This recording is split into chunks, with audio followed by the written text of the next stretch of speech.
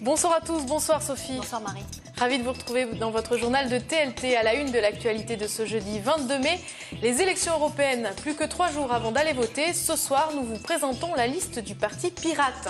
Les prostituées non grata au centre-ville de Toulouse. La municipalité entend mettre en place un arrêté anti-prostitution. Enfin, le vélo est à l'honneur depuis ce matin et tout le week-end. Le beau temps est de retour, alors il faut en profiter. Et tout d'abord, cette information incroyable révélée par RTL. Souad Merah, la sœur de Mohamed Merah, aurait disparu. Selon nos confrères, les services de la préfecture auraient perdu la trace de la jeune femme, et ce, depuis 10 jours. Souad Merah avait fait polémique en se déclarant fière de son frère cadet après les meurtres perpétrés à Montauban et à Toulouse il y a 2 ans. Elle avait été placée en garde à vue il y a 1 mois dans le cadre de l'enquête sur les complicités dont aurait bénéficié son frère. Souad Merah est fiché comme membre de la mouvance salafiste par la direction centrale du renseignement intérieur. Elle aurait pu partir en Syrie. Et son domicile toulousain a été perquisitionné cet après-midi. Le parquet après une évacuation du bâtiment, 50 familles sont concernées. Les forces de l'ordre ont établi un périmètre de sécurité. Le parquet de Paris vient d'ouvrir une enquête. Voilà, dossier que nous suivrons bien évidemment. Sans transition, les grands magasins vont-ils pouvoir continuer à ouvrir leurs portes le dimanche? Ce matin, le dossier était jugé sur le fond au tribunal administratif de Toulouse, Marie. En effet, à la fin de l'été dernier, un arrêté préfectoral avait ordonné la fermeture des magasins de plus de 400 mètres carrés le dimanche. En novembre, un référé suspensif du tribunal avait permis aux grandes enseignes de rouvrir leurs portes. Jérôme Bolloc était ce matin au tribunal administratif. Pas de majorité indiscutable des professionnels concernés en faveur d'une fermeture des magasins à prédominance alimentaire de plus de 400 mètres carrés le dimanche. Le rapport public énoncé ce matin est clair. L'arrêté préfectoral de cet été serait sans fondement. L'accord départemental qui avait permis au préfet de prendre cet arrêté ne reflèterait pas la réalité. L'avocat de la FCD se dit satisfait. J'ai accentué ma plaidoirie, vous en avez été témoin, sur le détournement de pouvoir manifeste du préfet d'Haute-Garonne qui, à mon sens, répond plus à des lobbying locaux qu'à une réelle volonté de faire respecter le droit du travail. Nous avons effectué un sondage, et ce sous le contrôle de la huissier de justice, qui révèle que la majorité des professionnels concernés sont favorables à cette ouverture jusqu'à 13 h, ou du moins, parce qu'ils n'ont pas à être favorables ou défavorables, puisque la loi le permet, je le rappelle, sont plutôt défavorables à ce que le préfet use d'un droit qui n'est pas le sien pour fermer arbitrairement ses commerces. En 2008, un arrêté préfectoral du même genre avait été prononcé. 4 années de procédure avaient été nécessaires pour le casser. L'avocat de la FCD réfléchit à des poursuites en cas d'acharnement. Si nous continuons sur cette voie-là, nous n'hésiterons pas, nous, la Fédération du commerce des entreprises de distribution, à poursuivre l'État en dommages et intérêts, puisque la prise d'arrêtés préfectoraux de fermeture du commerce le dimanche, alors que la loi l'autorise, en tout cas dans l'alimentaire, jusqu'à 13 h, ce qui a quasiment toujours été le cas, est à proprement scandaleux. La décision a été mise en délibéré et devrait être connue d'ici 3 à 4 semaines. Et puis nous avons contacté la préfecture qui ne s'exprime pas, la décision du tribunal ayant été mise en délibéré. La municipalité toulousaine veut instaurer un arrêté anti-prostitution avant l'été, et ce afin d'évincer les prostituées des quartiers des Minimes et de Pont-Jumeau. Une mesure souhaitée par les riverains mais redoutée par les travailleuses du sexe. Un reportage de Nathalie Wittezac et Valentin Couder. Interdire la prostitution par un arrêté, c'est ce que compte faire la mairie de la Ville Rose pour les quartiers de Pont-Jumeau et des Minimes.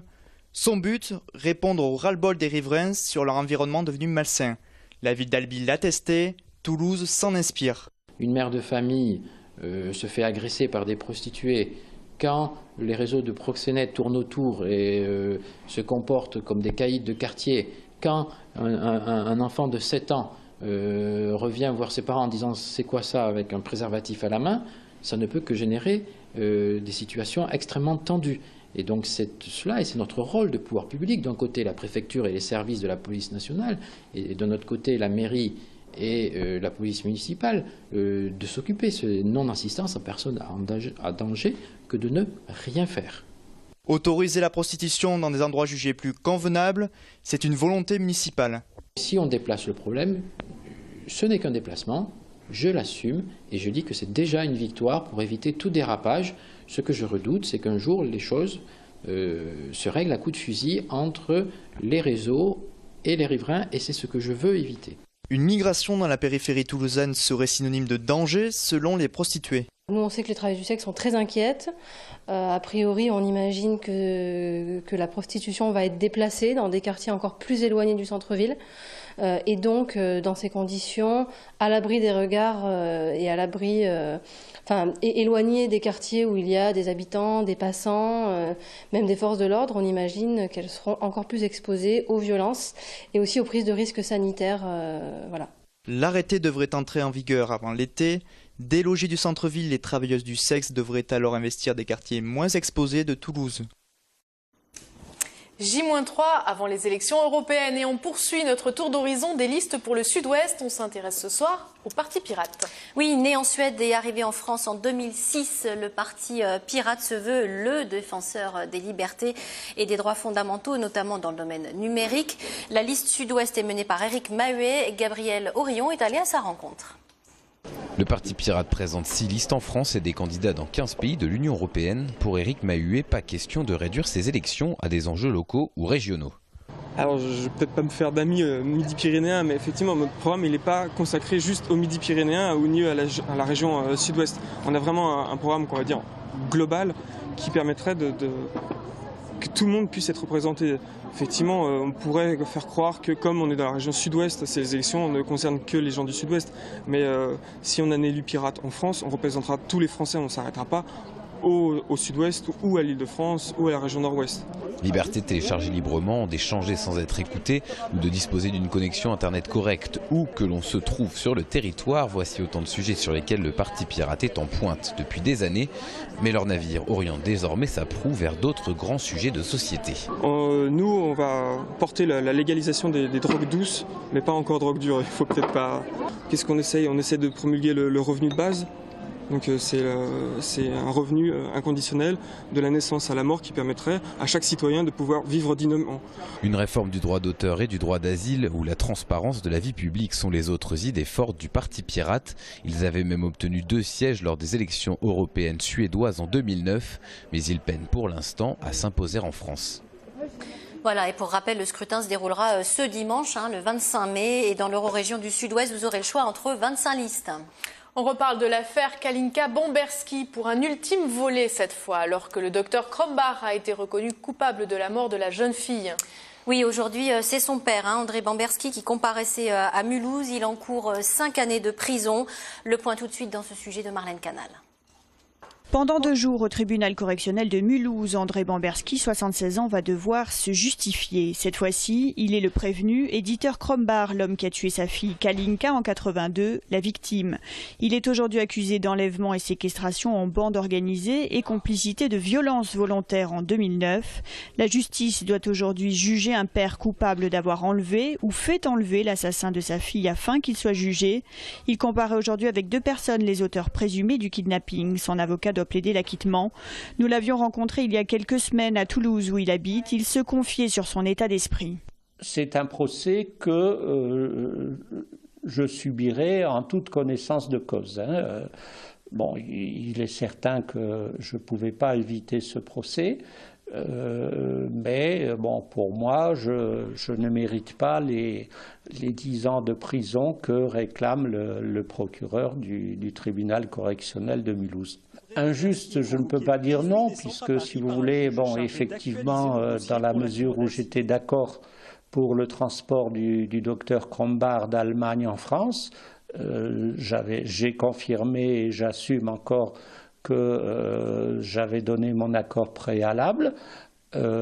Par contre, je n'étais au courant de rien, donc si vous voulez, pour moi, à l'extrême, je peux être considéré comme complice de la décision d'enlèvement. Rien d'autre. Je n'étais pas au courant du tout des événements tels qu'ils se sont passés. Donc j'estime que je ne peux pas être accusé pour les violences, disons les blessures que le docteur Krombacher a subies, et encore moins pour l'association de malfaiteurs. André Bomberski risque jusqu'à 5 ans de prison. Il a déjà indiqué via son avocat qu'en cas de condamnation ferme, il ferait appel. Demain soir, ce sont 30 ans du combat d'un père qui cherchait la vérité qui doivent se terminer. Plusieurs milliers de lycéens et d'apprentis ce matin au Zénith, Marie. Pour la 7e édition de Festive, la région Midi-Pyrénées entend mettre en valeur les jeunes et promouvoir leurs talents. Pascal Soler s'est rendu sur place. Le Festive, c'est l'occasion pour les 90 établissements scolaires présents cette année, venus de toute la région, de présenter des réalisations et des créations qui s'inscrivent dans une dynamique pédagogique, culturelle ou sportive. Ils peuvent faire de tout. Ça peut être des projets très simples comme exposer des photos, exposer tout ce qu'ils ont conçu de façon matérielle, mais ça peut être aussi leurs œuvres, leurs créations avec des scènes musique, danse, art de la rue, donc on a du hip-hop, on a plein de spectacles. Chaque élève doit être acteur dans son établissement pour un jour pouvoir venir le déposer le jour du festival. Sur les 140 projets présentés, une centaine sont des projets d'avenir. Un concours régional pour promouvoir l'initiative des lycéens et apprentis et préparer leur intégration future dans la vie active et citoyenne. La bouillotte chimique, créée par les élèves du lycée professionnel Joseph-Marie Jacquard de Lavelanet, fait partie de ces projets qui ont séduit les lycéens présents sur le site. Alors dedans, on a du vinaigre et de l'acétate de sodium. Et c'est ça qui va produire la réaction et qui va produire de la chaleur. Ça existait déjà, mais l'exploit a été de le faire produire par le lycée justement. Et le but principal était de créer une entreprise. Donc produire un produit et trouver des investisseurs qui voudraient l'acheter. Les lycéens et apprentis ont investi le parking du Zénith pour présenter leur projet tout en profitant des autres animations réparties sur le site. C'est très intéressant, on rencontre de nouveaux jeunes. Enfin, c'est la fin de l'année, on le sent déjà l'été, la chaleur. En plus bientôt il va y avoir. Ouais, il y a le bac, mais ça va être plus dur. C'est vrai que d'un côté c'est pas mal de ne pas avoir cours comme ça, mais ça détend, ça fait du bien avant le bac. Là. Ouais, on aurait pu l'appeler la pause avant le bac, je pense, ce festival même. Et comme dans tous les festivals, ce soir les 4500 jeunes sont conviés à la soirée de clôture au Zénith. Concerts, spectacles, tous les ingrédients sont réunis pour oublier pendant 24 heures que dans quelques semaines, ce sera une toute autre musique. Allez, on va parler vélo à présent. Vous êtes adepte, Marie, je crois savoir. Le 2 roues est en fête jusqu'à dimanche. Ce matin, des dizaines d'élèves de CM1 et CM2 ont pédalé autour de la fabrique à l'Arche Marengo pour l'inauguration de l'exposition Vélicité. Une exposition conçue par eux qui donne leur vision de la métropole lors d'une balade en vélo. Ils ont également participé, comme vous le voyez, à une action vélo-école. Vous voyez des images d'Aurélio Roda et Marianne Ribaud. Et à vélo, il faut faire attention parce qu'un accident est vite arrivé, comme vous le voyez. En effet, demain se tiendra sur le même sujet le congrès donc, de la Fédération des usagers de la bicyclette. La réflexion cette année se tourne vers les enfants et, comme on l'a vu sur ces images, et la culture du déplacement qui leur est inculquée. Petit état des lieux de la politique du vélo dans la Ville Rose. Certes, il y a plus d'aménagements pour le transport à vélo à Toulouse. Certes, il est plus facile de circuler à vélo dans la Ville Rose. Pour autant, on est loin de la culture du vélo telle qu'elle existe à Copenhague. Là-bas, c'est 35% de la part globale des transports empruntés chaque jour. Ici, on sature à 4% pour le vélo, 20% pour la marche et plus de 60% pour la voiture. Alors, le Toulousain est-il paresseux? Le vélo souffre toujours autant de l'image bobo écolo, voire même liée à l'échec social. Aujourd'hui, il y a 500 km de pistes cyclables à Toulouse, mais pas en continu, et ça, c'est un problème. L'idée, c'est de faire des cheminements qui soient continus, qui traversent la ville, qui permettent aussi de relier les quartiers entre eux, pas que le centre-ville, et qui soient vraiment continus, sécurisés, et où voilà, le cycliste, quand il est dessus, il est en sécurité et il sache tout le temps où il doit se placer et par où il doit passer. Avec plus de 30% d'adhérents à la maison du vélo en 3 ans, dont 46% de femmes, 1500 jours de location par an, tous âges et toutes classes sociales confondues, le succès des Vélib et l'apparition des footbikers, les vendeurs ambulants sur triporteurs, la petite reine prend doucement sa place à Toulouse. Pourtant, on compte encore aujourd'hui 2 voitures par foyer, ce qui s'explique par une urbanisation en tache d'huile autour du centre-ville. Selon l'association Deux Pieds Deux Roues, il y a encore beaucoup à faire. Il faut au maximum réduire les vitesses et limiter au maximum les voies à 50 km/h. Le 50 doit être réservé aux axes pénétrants dans la ville ou aux axes principaux. Tout le reste passer en zone 30 parce que au niveau sécurité, quand on a une différence de vitesse réduite, on évite grandement on les évite, et puis quand il y en a, ils sont beaucoup moins graves, donc ça c'est très important. Après, je pense que le réseau Express Vélo, je pense que c'est un chantier très important. Et puis si on a vraiment des réseaux emblématiques, enfin des cheminements emblématiques qui se voient, qui sont efficaces, qui sont reconnus par les cyclistes, ça va faire un peu le buzz, quoi. Les gens vont les prendre et je pense que ça peut vraiment vraiment inciter les gens à faire du vélo, qui est vraiment des aménagements emblématiques et avec un saut qualitatif. La qualité des aménagements est très importante. L'avenir du transport réside-t-il dans l'intermodalité? Coupler les différents modes de transport peut être la solution. En attendant, le vélo prend ses marques. En septembre dernier, sur le Pont Neuf, en heure de pointe, on a compté 600 cyclistes en 1 heure. Et un petit format pour du cinéma qui a tout d'un grand. La 11e édition du concours de cours se termine cette année. Plus de 350 réalisateurs ont tenté leur chance. Cet événement est organisé par les étudiants du Master Administration et Gestion de la Communication de l'Université Toulousain-Capitole. Oui, acteurs ou réalisateurs, les membres du jury sont tous des professionnels. Ils rendront leur verdict demain au cinéma l'ABC de Toulouse. Jean-Marc Lucas et Alain Sorat les ont rencontrés.